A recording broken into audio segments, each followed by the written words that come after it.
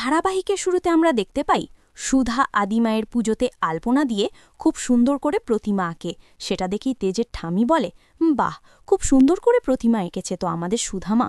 এদিকে সুধার শাশুড়ি বলে, সত্যি আমরা বিশ্বাসই করতে পারছি না তুমি এত অল্প সময়ের মধ্যে এত সুন্দর করে প্রতিমা এঁকে দেবে। অন্যদিকে ইন্দ্রজি বসু মল্লিক বলে, বাড়িতে এমন লোককে গৃহবধূ আছে বলেই আজকে আমরা আদিলক্ষ্মী মায়ের পুজোটা করতে পারছি না, না হলে হালকা করে পুজোটা ভেস্তে যেত পরক্ষণে। আর তেজের ঠামি বলে, তোমাদের সেই ছোটবেলার কথা মনে আছে? আগেও মাটির সরাই আলপনা এগিয়ে পুজো দেওয়া হতো, ঠিক সুধামা যেমন আজকে করেছে। পরবর্তীতে তেজের ঠাম্মি সুধার কাছে গিয়ে বলে, সত্যি তুমি খুব সুন্দর করে আলপনা দিয়ে আদিলক্ষ্মী মায়ের পুজোটা করেছ। আজকে সবাই জোড়ায় জোড়ায় পুজোতে বসবে, যেমন তুমি, তেজদাদু ভাই, ঝিনুক, সমুদ্র, আশুতোষ, জ্যোৎস্না। আশুতোষের কথাটা বলতেই জ্যোৎস্না বলে ওঠে, ঠাম্মে, আমি একারই বসবো পুজোতে, আশুতোষবাবু তো আসেনি। তখন সুধা বলে, ঠাম্মে, তুমি একদম চিন্তা করো না, আজকে সবাই জোড়ায় জোড়ায় পুজোতে বসবে। সুধার কথাটা শুনে তেজ বলে, কিন্তু আশুতোষবাবু তো আসেনি, তুমি কেন দিদিভাইকে এমন সান্ত্বনা দিচ্ছ? সুধা বলে, তুমি দেখোই না কি হয়। অন্যদিকে আমরা বসুমল্লির বাড়িতে দেখতে পাই ড্রয়িং রুমে আশুতোষবাবু বসেছিল। তখন আশুতোষের মা ডাক দিতেই ঠিক তখনই ছদ্মবেশে গুরুদেব সেজে সমুদ্র ড্রয়িং রুমে যেতেই আশুতোষবাবু বলে, কি ব্যাপার, আপনি কে? বাড়ির মধ্যে এভাবে ঢুকে আছেন কি করে? আপনি কি চলে যান এখান থেকে? কিছুক্ষণ পরেই সেখানে আশুতোষের মা চলে আসে আর বলে, গুরুদেব, আপনি এখানে এসেছেন? এই বাড়িতে অনেক পাপ, অনেক অমঙ্গল লুকিয়ে আছে। এ বাড়ির মেয়ে আমার ছেলেকে কালো জাদুর টোনা করেছে, আমার ছেলেকে আমার থেকে আলাদা করে দিয়েছে।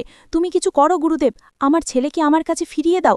তখন সমুদ্র বলে, এ বাড়িতে অমঙ্গলের ছাই ভরে গেছে, ভূত প্রেত আত্মা সবকিছু বাসা বেঁধেছে, সবকিছু বাড়ি থেকে তাড়াতে হবে।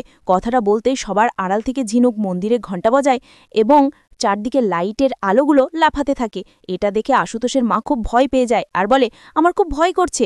অন্যদিকে আশুতোষ ঝিনুকের হাসি ডেকে ছদ্মবেশে গুরুদেবকে বলে, সমুদ্র, তোমার নকল গুপ্ত খুলে যাচ্ছে, মা জানতে পারলে কিন্তু বহুত আচ্ছা হবে। পরের সিনে সমুদ্র তার গোপ ঠিক করে নেয় এবং আশুতোষের মা সমুদ্রের পায়ে হাত দিয়ে বলে, আমি আজকেই পোলোদাদু ভাইয়ের থেকে ক্ষমা চেয়ে নেব, আমি পোলোদাদু ভাইয়ের কাছে অন্যায় করেছি। এরপর আশুতোষের মা আশুতোষকে বলে, আমরা এখনই গ্রামের বাড়িতে যাব সবার সাথে পুজো কাটাতে। এটা বলেই সবাই পুজোর উদ্দেশ্যে রওনা হয়। অপরদিকে আমরা আদিলক্ষ্মী মায়ের পুজোতে দেখতে পাই সুধা তেজ মিলে আলপনা আঁকে আর নিজেদের মধ্যে গল্প করছিল। তেজ সুধাকে বলে, আজকে যে আমাদের জীবনে সবথেকে বড় একটা দিন, আমাদের অ্যানিভার্সারি। এই কথাটা কি কারো মনে নেই? সবাই তো বার্থডে, অ্যানিভার্সারি আমরা একসাথে পালন করি, তাহলে আজকে কিভাবে সবাই আমাদের অ্যানিভার্সারি ভুলে গেল? পরক্ষণে সুধা বলে, আমি তো তোমার সাথেই আছি, তোমার আর কি লাগবে? কথাটা বলতেই তেজ সুধার দিকে অপলক দৃষ্টিতে তাকিয়ে থাকে। পরবর্তীতে সুধা তেজের এমন গল্প করা দেখি জ্যোৎস্নার রেশমি মিটিমিটি হাসতে থাকে এবং ঠাম্মি বলে, এসব কি হচ্ছে তেজ দাদুভাই? নিজেদের মধ্যে এত গল্প করলে পুজোটা কখন শেষ হবে শুনি? পুজোর কাজ কখন শেষ হবে? আমরা এখানে এতজন বসে আছি, তারপরও আমাদের চোখে দেখ না। এদিকে জ্যোৎস্না বলে, আমি তোমার বড় নাতিবাও কাউকে চোখে দেখে না, আশেপাশে এদিক ওদিকে কি আছে? অন্যদিকে তরিতা বলে, দিদিভাই আর দাদাভাই তারা নিজেদের ছাড়া কাউকেই দেখে না। কথাগুলো বলেই সবাই হাসতে থাকে এবং সুধা ঠাকুরের কাছে প্রার্থনা করে, আমি যেন সব সময় আমাদের পরিবার নিয়ে এভাবে হাসি খুশি থাকতে পারি। অন্যদিকে আমরা দেখতে পাই রঞ্জয় মনে মনে বলে, তুমি আজকে যতই প্রার্থনা করো না কেন, সবাই যেহেতু এখানে আসে, সবার গল্প আমি আজকে এখানেই শেষ করব, যত ইচ্ছা সুধা প্রার্থনা করে নাও। এদিকে কিছুক্ষণ পরেই সমুদ্র, ঝিনুক, আশুতোষের মা আসতেই জ্যোৎস্না বলে, আপনি তো আসতে চাইলেন না, তাহলে এখন আবার কেন? তখন আশুতোষের মা বলে, বাড়িতে কেউ নেই, সবকিছু ফাঁকা ফাঁকা, তাই তো পোলো দাদু ভাইয়ের কাছে চলে আসলাম। এরপর আশুতোষের মা অনেক খেলনা গিফট পোলোকে দিয়ে বলে, এগুলো সব তোমার পছন্দ হয়েছে? পরের সিনে সুধা এবং তেজ মিলে আদিলক্ষ্মী মাকে বরণ করে নেয় এবং সবাই মিলে পুজোতে বসে। আগামী পর্বে আমরা দেখতে পাব সুধা আশুতোষবাবুকে বলে, রঞ্জয় সংশোধনাগার থেকে পালিয়েছে, আর আমি জানি পালিয়েও এখানেই আসবে।